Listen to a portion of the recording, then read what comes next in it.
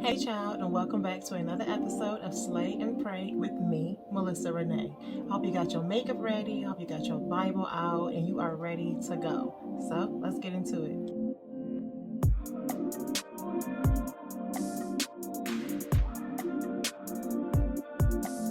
So today I'll be coming from the Book of Esther. Little fact about Esther is the only biblical story that does not mention God by name. And for that reason, many believe that Esther did not belong in the Bible. I thought that was an interesting little fact. So now to the story. So Esther takes place in Persia while the children of Israel are still in exile.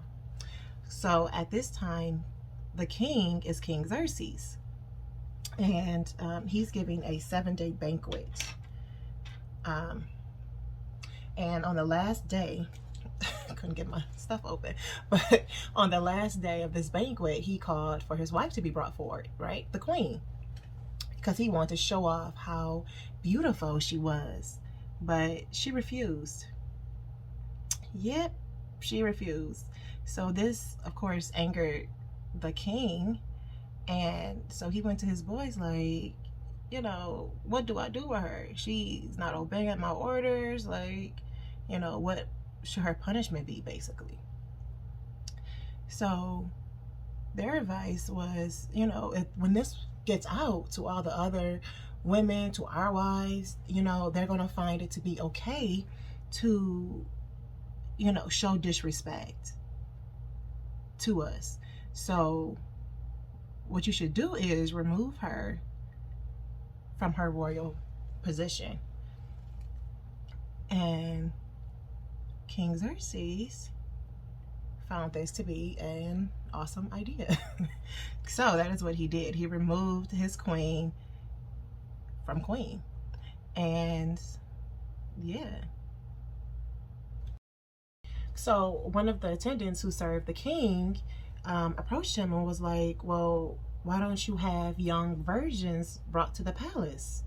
And so the king thought this was a great idea. So he ordered that beautiful young women be brought to the palace and to undergo beauty and spa treatments and for a year. And at the end of the year, they will be brought to the king, and he would, check them all out and determine which one of these young women would be queen.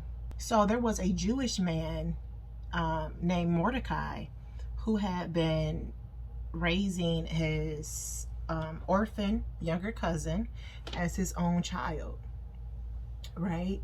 And her name was Hadassah, but she went by Esther. So and Esther was beautiful. She had a beautiful shape. And, so when Mordecai heard that, beautiful young women were being brought to the palace for the king, he took Esther, right? And so when Esther got there, Esther gained favor from everyone that she came in contact with. Like, everybody loved Esther, found her to be an, pretty much an amazing, beautiful young woman, right? So one of the things that Mordecai told Esther before she went to the palace was, don't reveal that you are Jewish, keep that to yourself. And so she did. So when the time came for the young women to be brought to the king, Esther found favor in the sight of the king. So he made her queen. So one day, Mordecai was sitting at the king's gate, and he overheard two of the guards at the gate talking about how angry and mad they were at the king, and that they wanted to kill him. They wanted to assassinate the king. So Mordecai overheard this plot to kill the king, and so he ended up saving his life. Now, this was documented in the King Chronicles. Okay, so that's important. Don't forget I said that. Okay, so there was this man named Haman, and Haman started to gain favor from the king, and he was even given a position higher than any other noble. But the problem with Haman is that he hated the Jews. Okay, so he decided to go out and scheme and get a decree created, um, saying that on a specific day that people could go out and kill all the Jews. And in Persia at this time, when a decree was created, it couldn't be, once it was sent out, it couldn't be altered or changed. So Mordecai finds out about the decree that Haman had put out. And so he tears his clothes and he goes to the palace gates with sackcloth and ashes on. And he's not allowed to go inside the palace with that on. So he is, messed up. And so Esther finds out that, Mordecai is out there. So she tries to find out what's going on, and she sends him clothes and everything, but he refuses. And he tells Esther, we need your help. Who knows that you were put in the palace for such a time as this, And so Mordecai tells Esther she needs to go to the king and tell him about the decree against the Jews. But at this time, if Esther was to approach the king without him calling for her, she could be put to death for just approaching the king. So Mordecai tells Esther, don't think just because you're in the palace that you're safe. If you don't do it, God will surely raise up someone who will. So against all of her fears and everything, Esther tells Mordecai to, get all the Jews and tell them to fast for 3 days and 3 nights with no food or no water. And she said that her and her maids will do the exact same thing. And she said after those 3 days, she'll approach the king, and if she dies, she dies. So Esther fasted for 3 days, and on the 3rd day, she slayed her face, okay, put on her royal clothes, and went where the king would see her. And so when King Xerxes saw Esther, he extended his golden scepter, and Esther approached and touched the top of it. And he asked her, "What is troubling you? What is your request? For it shall be given to you up to half of the kingdom." So Esther tells him, if it pleases the king, she wanted to have a banquet with just the king and Haman.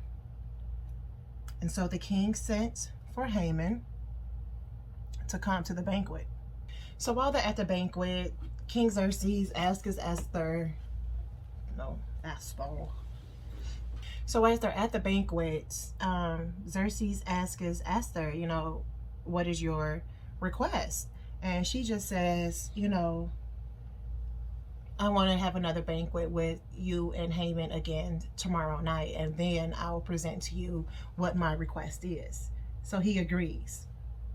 So Haman goes away all happy and joyful, but as he's leaving, he runs into Mordecai.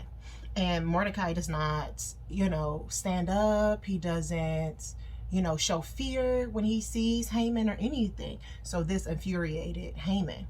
So Haman goes back and he's bragging to his family and his friends, I just went to a banquet with Queen Esther and the king, and it was just the 2 of us, and how excited he was and everything.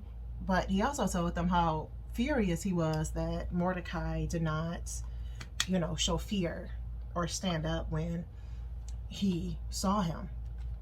So Haman decided that he wanted to kill Mordecai.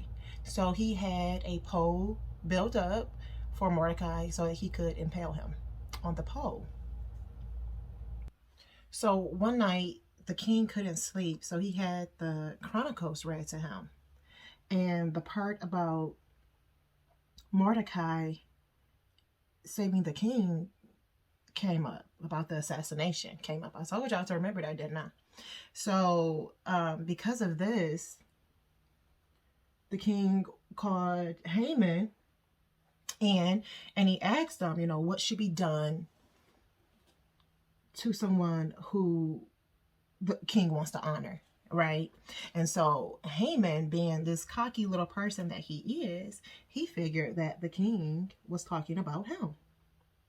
So he says that, he should be given a royal robe and one of the horses that the king has ridden on before, and that he should be taken through out the town, and honor him that way. So the king was like, that's an excellent idea. So he tells Haman to, go out and do that for Mordecai. So of course Haman is not happy that he has to do all of this for Mordecai. So he takes Mordecai the robe and puts him on horseback and takes him through town. And as he's riding him through town, he shouts out, "This is what shall be done for the man the king decides to honor," right? So after all of this is said and done, Haman is, not happy. So he goes home and he's just jacked up, just crying, just acting crazy. So anyways, the night of the banquet comes, and Haman is at the banquet with King Xerxes and with Queen Esther. And, the king asks Esther to reveal her request. And so she does. And she is trying to plead for the lives of, for her own life and for the lives of her people, right? And so King Xerxes was like, well, what such a man would do this? Who did this? Like, why is this an issue right now? And she points out Haman, and she said, this evil man is the one who put out the decree to have us all killed. So she reveals that she's a Jew, of course. And so Haman is like shocked. Like, he did not think that that's how everything was going to turn out. And so that very pole that Haman had put up for Mordecai, the king had Haman impaled on it. So after all of this, King Xerxes gave Mordecai the position higher than any other noble. He also gave him authority and a decree that the Jews could defend themselves if anyone decided to attack them because of Haman's previous decree. So what can we take away from Esther? That God will use ordinary people to do extraordinary things. Esther was an orphan Jew. She had no business in the palace in the first place. And here she is, queen. Stop looking at your circumstances. Stop looking at what you have, what you don't have, because God will use you. Okay? Never forget that He will use you. What else can we take away from Esther? Is that vengeance is the Lord's.